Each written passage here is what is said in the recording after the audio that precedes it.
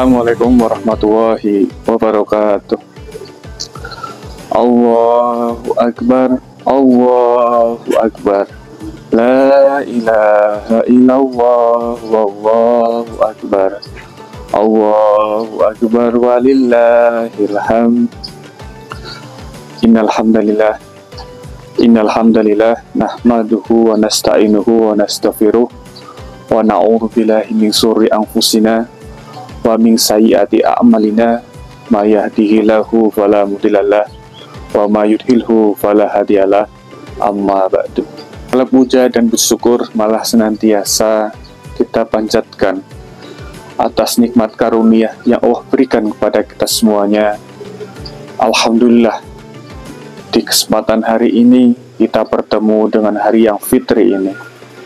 Setelah 30 hari lamanya kita menahan lapar dan dahaga untuk mengharapkan keridhaan Allah Ta'ala, untuk mendapatkan ampunan dari Allah Subhanahu wa Ta'ala, sehingga kita menjadi orang yang bertakwa.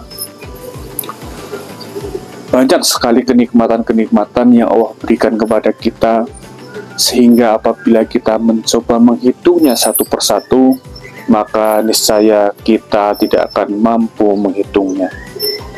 Selain nikmat sempat yang Allah berikan sehingga kita berkesempatan untuk bertemu dengan hari raya yang fitri ini, Allah juga memberikan kita kenikmatan sehat, kenikmatan pendengaran, kenikmatan melihat, kenikmatan panca indera lainnya, yang apabila kita mencoba hitung satu persatu kenikmatan itu, niscaya kita tidak akan mampu menghitungnya.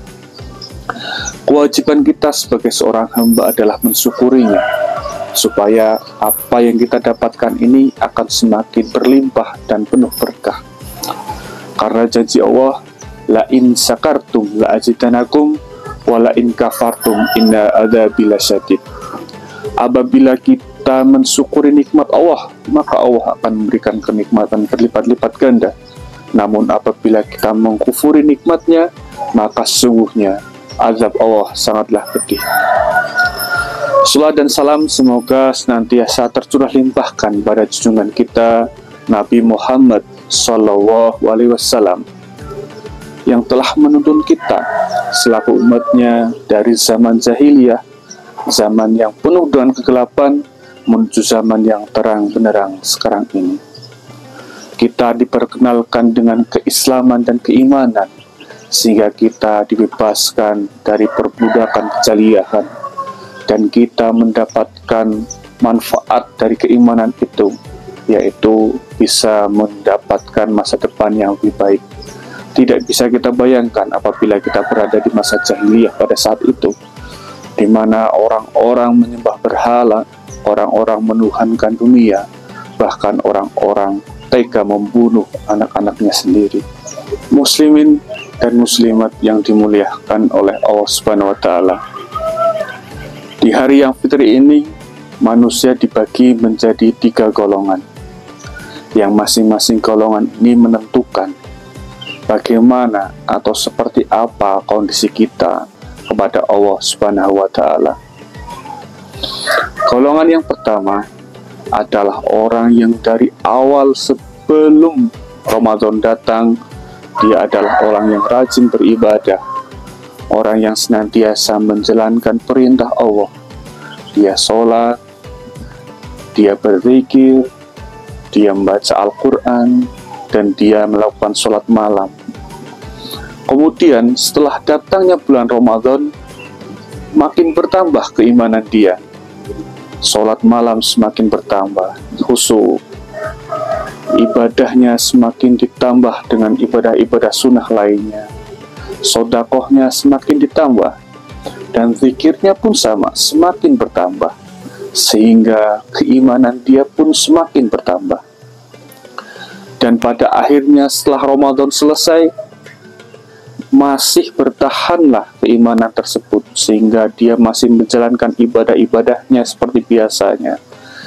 Dia masih menjalankan sholat-sholatnya seperti biasanya.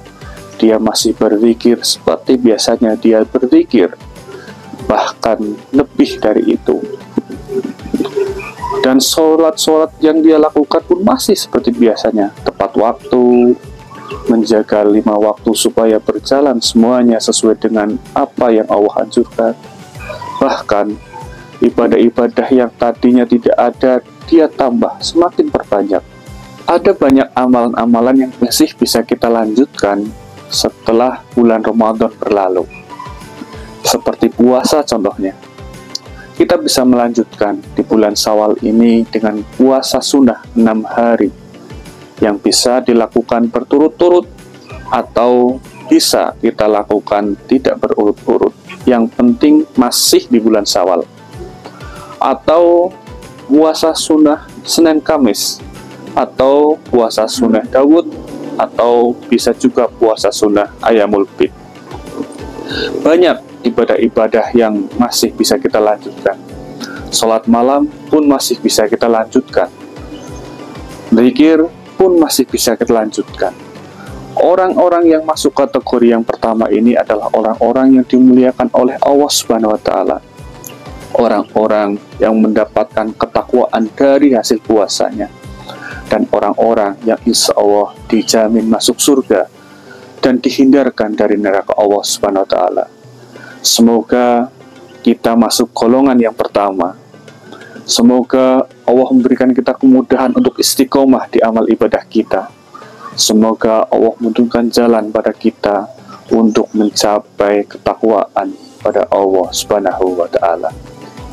Sedangkan golongan yang kedua adalah orang yang dari awal sebelum Ramadan, dia adalah orang yang lalai, jarang sholatnya, sering sekali kelewat, jarang membaca Al-Quran. Kemudian untuk sholat yang wajib pun kadang-kadang terlupakan, apalagi ibadah-ibadah yang sifatnya sunnah. Namun ketika Ramadan datang, terketuk pintu hatinya, bertambah keimanannya, sehingga rasa cintanya kepada Allah pun semakin bertambah. Dia jadi rajin menjalankan ibadah-ibadah pada Allah SWT. Bertambah sholatnya, dia menjaga ibadah-ibadah wajib lainnya, zikirnya, sholat malamnya, tadarus Al-Qur'annya, dan bahkan kebaikan-kebaikan lain pada manusia seperti sedekah, infak, dan berbuat baik lainnya.